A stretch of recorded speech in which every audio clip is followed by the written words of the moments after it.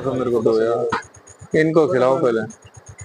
बस यार शुगर बढ़वाओगे मेरे। जतिन जी, आप फिरोजपुर झिरका विधानसभा के संयोजक हैं भाजपा पार्टी के, और हरियाणा में इस बार भाजपा सरकार बनी है, क्या कहोगे इसको लेकर?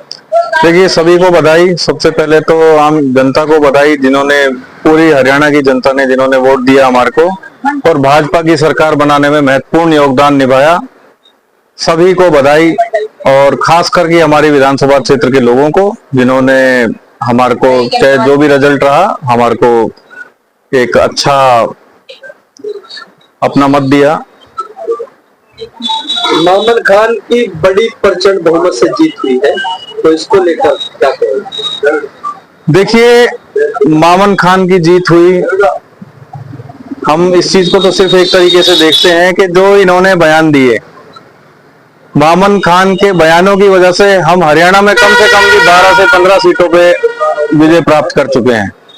उनके बयानों का असर हमारे लिए इतना फायदेमंद हुआ, तो इसलिए मैं उनको भी बधाई देता हूं कि वो जीत गए, और उनके बयानों की वजह से हम 12-15 सीटें बड़े आराम से जीते। सूत्रों से पता लगा है कि अंदर खाने भाजपा के लोगों ने विश्वासघात किया है, इस पर क्या कहोगे? देखिए, आपकी बात काफी हद तक ठीक है।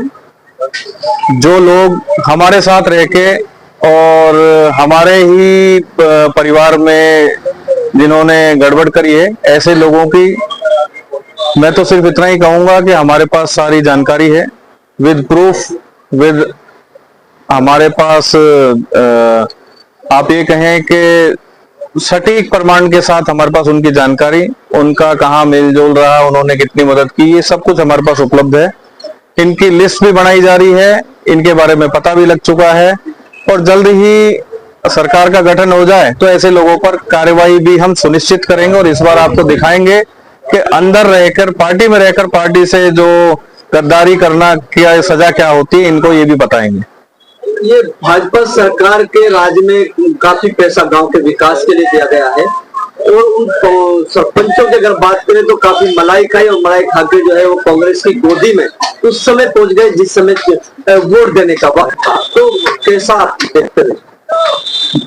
ये बड़ा साफ सा संदेश मैं आपको देना चाहूंगा। पहले भी जब आपने एक बार मेरे से पूछा था, तो इस तरीके के लोगों के वीडियो, इस तरीके के लोगों की फोटोग्राफ, काफी सारी चीजें वायरल हुई हमारे पास, उन सारा रिकॉर्ड भी हमारे पास उपलब्ध है। तो अब समय आ गया है, भाजपा की सरकार बन रही है, और अब आप देखिए कि जिन्होंने भी शैतानी करी है इस तरीके की, या जो भी हमारे को आइडेंटिफाई हुए हैं, सबका डाटा हमारे पास है।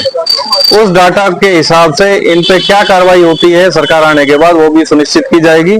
और ऐसे लोग जो समाज में विद्वेष पैदा कर रहे हैं, समाज में एक दूसरे को लेकर के सद्भावना का खिलवाड़ कर रहे हैं, और पार्टी के सरकार का पैसा खा करके और अपना फायदा किया जिन लोगों ने, तो उन पे विशेष नजर है हमारी, और समय आने पर उनका भी जवाब लीगलाइज वे में उनको दिया जाएगा।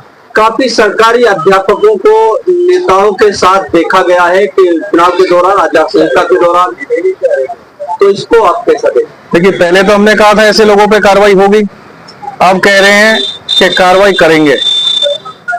इतना ही संदेश देना चाहूंगा ऐसे लोगों को।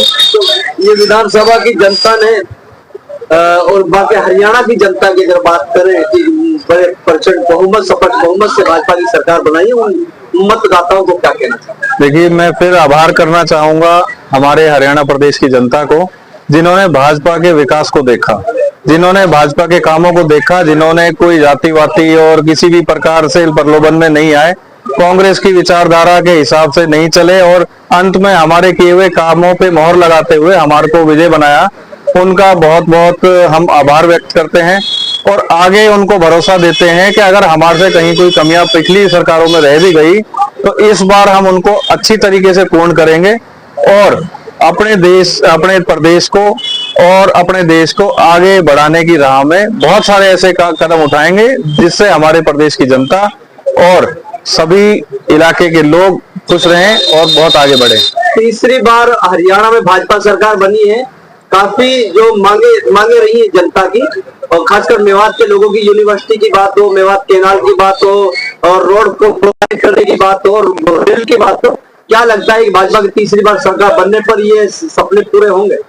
देखिए, बहुत स्पष्ट सा आपको मैं वो दे देता हूँ।